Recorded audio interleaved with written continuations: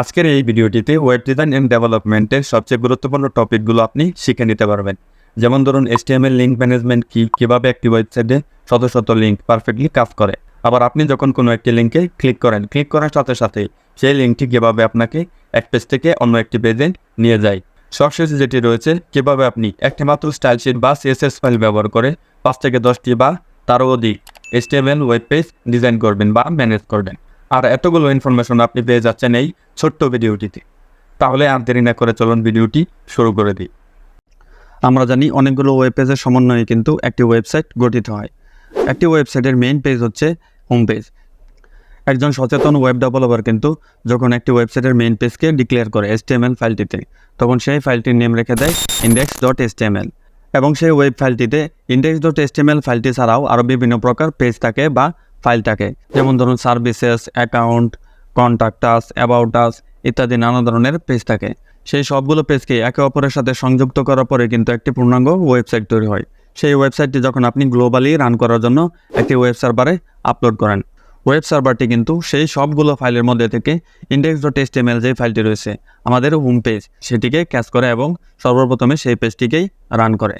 এবং সেই হোম পেজটির সাথে অন্যান্য আদার যে পেজগুলো রয়েছে সেগুলোকে সংযুক্ত করে রাখা হয়।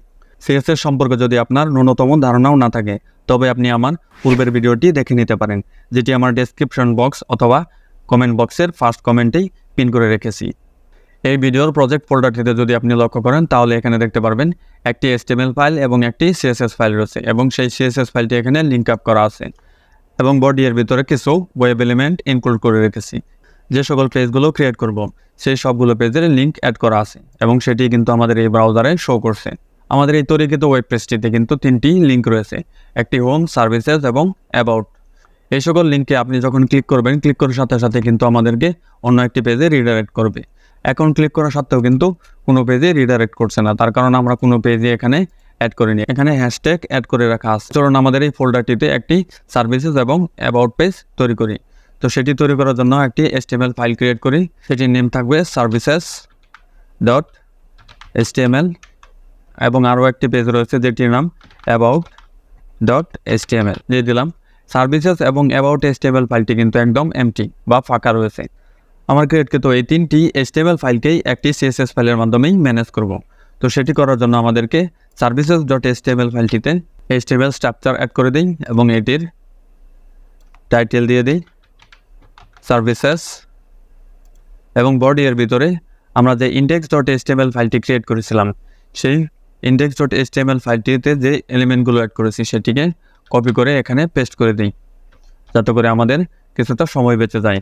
এবং প্রথম হেডিংটি ডিলিট করে দিই। যেহেতু এটি সার্ভিসেস পেজ, তাই এই হোমের পরিবর্তে সার্ভিসেস অ্যাড করে দিই। চলুন এই পেজটিকে ওয়েব ব্রাউজারে শো করি। শো করানোর জন্য আমাদেরকে এই সার্ভিসেস লিঙ্কটিতে ক্লিক করতে হবে। ক্লিক করা সত্ত্বেও কিন্তু লিঙ্কটি আমাদের সার্ভিসেস পেজে রিডাইরেক্ট করছে না।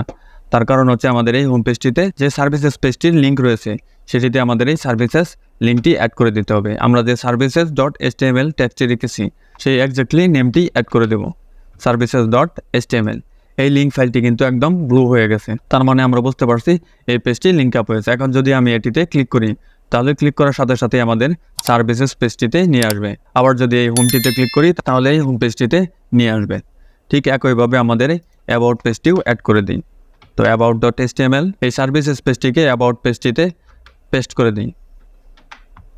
যেহেতু এটি অ্যাবাউট পেজ, তাই এই সার্ভিসেস ট্যাগটি চেঞ্জ করে অ্যাবাউট লিখে দিই।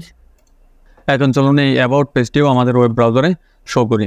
শো করানোর জন্য এই অ্যাবাউটে ক্লিক করব। ক্লিক করলে আমাদেরকে কিন্তু অ্যাবাউট পেজে রিডাইরেক্ট করে নিয়ে আসবে। যখন আমি সার্ভিস পেজটিতে থাকবো, তখন কিন্তু আমি অ্যাবাউট পেজটিতে অ্যাক্সেস করতে পারছি না। তার কারণ হচ্ছে এই সার্ভিসেস পেজটিতে কিন্তু আমাদের অ্যাবাউট পেজটির লিঙ্ক দেওয়া নেই।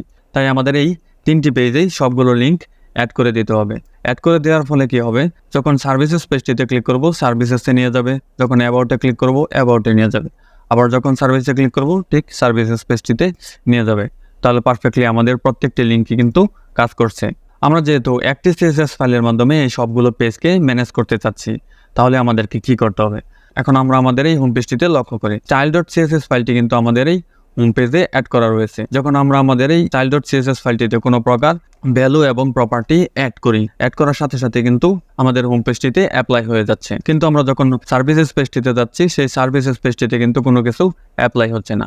আমরা আমাদের এই সার্ভিসেস পেজটিতে style.css ফাইলটি লিঙ্ক আপ করে দেব। তো সেটি করে দেওয়ার জন্য হেড ট্যাগের ভিতরে টাইটেলের উপরেও আপনি দিতে পারেন অথবা নিচেও দিতে পারেন, কিন্তু আপনাকে এক্স্যাক্টলি হেড ট্যাগের ভিতরে দিতে হবে, এটা মনে রাখতে হবে। তো লিঙ্ক যেহেতু CSS ফাইল অ্যাড করব, তাই style.css টেক্সটটি অটোমেটিক্যালি চলে এসেছে। সার্ভিসেস পেজটির সার্ভিসেস টেক্সটটি কিন্তু বাম পাশে ছিল, সেটি কিন্তু অলরেডি সেন্টারে চলে এসেছে। CSS ফাইলটিতে যখন h2 এলিমেন্টটি রয়েছে, এই h2 এলিমেন্টটি সিলেক্ট করে যদি কোনো প্রকার ভ্যালু এবং প্রপার্টি অ্যাড করি, তাহলে সেটি কিন্তু আমাদের এই সার্ভিসেস পেজটিতে অ্যাপ্লাই হয়ে যাবে। যেমন ধরুন এই ফন্ট সাইজ 50 পিক্সেলস দিয়ে দিলাম। 50 পিক্সেলস দেওয়ার সাথে সাথে কিন্তু আমাদের এই সার্ভিসেস টেক্সটের ফন্ট সাইজ 50 পিক্সেলস চলে এসেছে। কিন্তু লক্ষ্য করুন এই অ্যাবাউট পেজটিতে কিন্তু এই h2 টেক্সটের ফন্ট সাইজ চেঞ্জ হয়নি, তার কারণ আমরা এই CSS ফাইলটি এই অ্যাবাউট পেজে ইনক্লুড করিনি বা লিঙ্ক আপ করিনি। অ্যাবাউট পেজটিতেও CSS ফাইলটি লিঙ্ক আপ করে দিই, style.css দিয়ে দিলাম। দিয়ে দিলেই কিন্তু এই অ্যাবাউট পেজটির টেক্সটেও চেঞ্জ হয়ে যাবে, অর্থাৎ এটি 50 পিক্সেলসে চলে এসেছে। আমরা এখানে কিন্তু 3টি HTML ফাইল ক্রিয়েট করেছি এবং সাথে একটি CSS ফাইল। এখন আপনি যদি এখানে নতুন পেজ অ্যাড করতে চান, তাহলে নতুন পেজ অ্যাড করার সাথে সাথে আপনাকে কিন্তু এই CSS ফাইলটিও সেই পেজটির সাথে লিঙ্ক আপ করতে হবে। আপনি চাইলে আপনার ক্রিয়েটকৃত ওয়েবসাইটটির বিভিন্ন প্রকার পেজগুলো একটি CSS ফাইলের মাধ্যমে ম্যানেজ করতে পারবেন, অথবা আপনি যদি চান আলাদা আলাদা করে ইন্ডিভিজুয়ালি প্রত্যেকটি HTML ফাইলের জন্য একটি করে CSS ফাইল অ্যাড করবেন, সেটিও পারবেন। অ্যাবাউট পেজটির জন্য যদি আমি একটি ইন্ডিভিজুয়াল CSS ফাইল অ্যাড করতে চাই, তাহলে আমাকে কি করতে হবে? যেহেতু অ্যাবাউট পেজের জন্য তৈরি করছি, তাই এটির নেম দিয়ে দেব about.css। about.css ফাইলটি ক্রিয়েট করার পরে আমাদেরকে কি করতে হবে? অ্যাবাউট পেজটিতে CSS ফাইলটি অ্যাড করে দিতে হবে। অলরেডি কিন্তু আমাদের style.css ফাইলটি অ্যাড করা রয়েছে, তো সেটি থাকুক, সেটি থাকলেও আমাদের কোনো প্রকার প্রবলেম হবে না। তো এই CSS ফাইলটি ক্রিয়েট করে নিই, যেহেতু এটি আমাদের about.css নেমে রয়েছে, সেটি আমি about.css এ অ্যাড করে দিলাম। অ্যাড করে দেওয়ার পরে যখন আমরা about.css ফাইলটিতে h2 এলিমেন্টটিকে গ্র্যাব করে এই h2 এলিমেন্টের কালার যদি আমি রেড করে দিই, রেড করে দিলে কিন্তু আমাদের এই অ্যাবাউট পেজের অ্যাবাউট টেক্সটটি শুধুমাত্র রেড হয়ে যাবে। তার কারণ হচ্ছে আমরা এই অ্যাবাউট পেজটিতে এই about.css ফাইলটি ইনক্লুড করেছি বা লিঙ্ক আপ করেছি।